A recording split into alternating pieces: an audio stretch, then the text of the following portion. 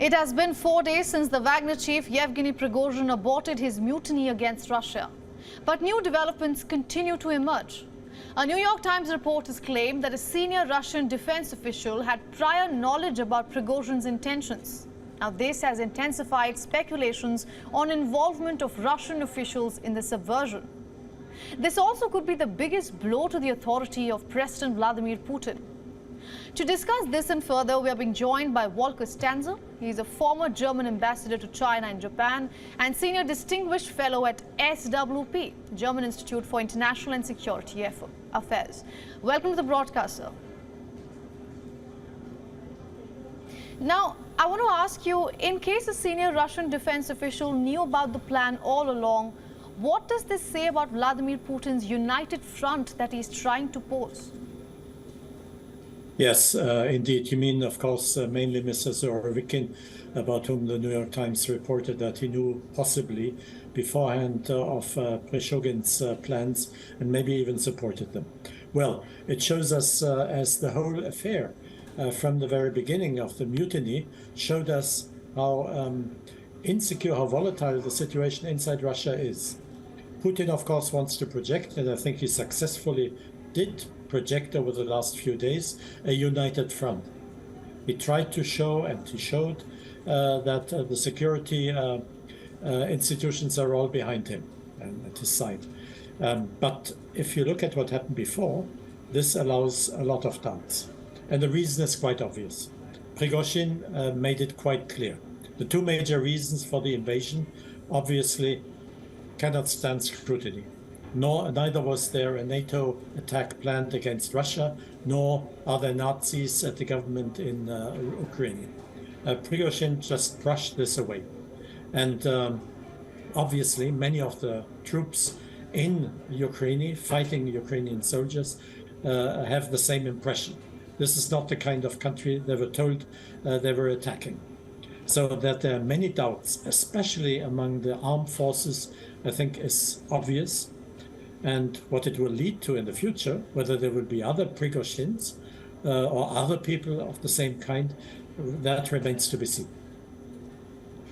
Right now, Wagner was one of the first private militaries to join the war against Ukraine, and it has proven its might in multiple battles, like Severodonetsk, Soledar, and of course, the last one, Bakhmut. How do you think Wagner's exit will impact the ongoing war? Well, you say Wagner's exit. This is one of the most difficult problems for Putin, I think. You see, he offered the Wagner troops, about 30,000, to join the regular army. Would they do that for much less salary than they have so far? Or to join Prigozhin in Lukashenko's Belarus? Why would they do that? There's no war to be fought, and there's no money to be earned. And they have taken almost a year to conquer Bakhmut. They know how difficult the war in Ukraine is. Why should they go accept the offer of Putin and accept lesser equipment, lesser support from the government, and lesser money in order to try the same kind of thing they barely successfully tried? I think the Wagner force, 30,000 people, are a force to be reckoned with, and they are a matter of a threat. They also are a threat, like the leading members of the armed forces, a threat to the Putin regime. Right. Speaking of private militaries, do you think this will be a lesson for Vladimir Putin, that maybe it's time he ends his reliance on private militaries or trust it blindly? Well, he is not really relying on them, but he used them in many areas in the world, in the Middle East, of course, and in Africa. And they did him a lot of good. They served that purpose well. But now he sees that they're also maybe a danger to his rule. So he, I think, will try, as he already did, to diminish their role in the armed forces. He has already promulgated a law ordering all these members of the various private armies to join the regular army by 1st of July. Now, the head of the armed forces is presently General Shogun, who was attacked fiercely by Prigozhin, saying that he did not amount to a man with many capabilities and would never be able to win the war in Ukraine. I think many of the forces in the private armies have the same impression. Will they willingly join the regular armed forces and thus support Putin? There's much to be doubted here. Right, many experts are surprised over what played out over the weekend in Russia, because many say that they saw it coming, given that Wagner Chief was so critical of the Russian defense forces. They say that Putin, in a way, let the mutiny of sorts happen because he should have stopped it prior to it happening. How do you assess that? Why do you think Putin waited as long as he did? Well, he didn't actually wait very long. This mutiny began until Putin understood what was happening, coming from Prigozhin of all, someone with whom he had cooperated for many, many years already, must have come as a surprise. And then he went right on the air and said, this is high treason and this will be punished. So he did not really wait. No, so I would like to just quickly interject. What I meant is that why did he wait from the kind of comments he has been making since the start of the war?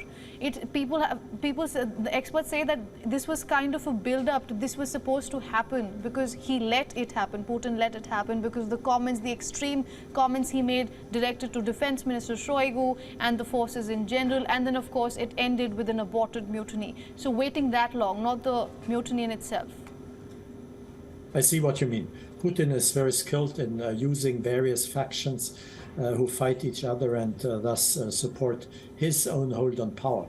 But in this case, it seems it would have been quite a risky gamble, as we have seen, because we don't know yet why Prigozhin actually acted as he did. We don't know why Putin waited and reacted in the way he did, first attacking Prigozhin, then sort of forgiving him. We have no idea why it was Lukashenko, of all persons, who mediated, if he really mediated in fact. It is a riddle which we cannot resolve so far.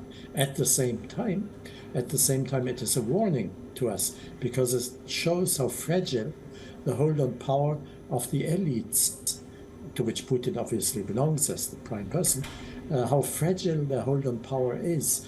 Anything can happen anytime, and we had no forewarning, except one day, I think, somewhere in the intelligence services. It is a warning. I want to emphasize that. Absolutely. Now, before we quickly wrap up, the Wagner Chief has begun his exile in Belarus. Just yesterday, we were told that he landed. But this is a man known for his unfiltered opinion and ruthless slamming of the Russian defense forces.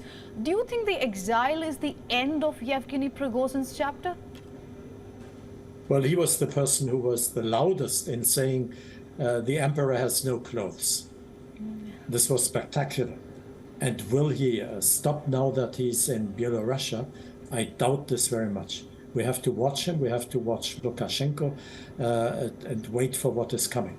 It is very hard to foresee it because, on the other hand, we have seen the emperor may have no clothes, but he still holds a lot of power in his hands and can act quickly as he did. So more conflicts may be in the offing, but we have no idea from which side they will come. All right, Volker Stanzel, thank you for all those insights and thank you for joining us on this broadcast. You're welcome. Thank you.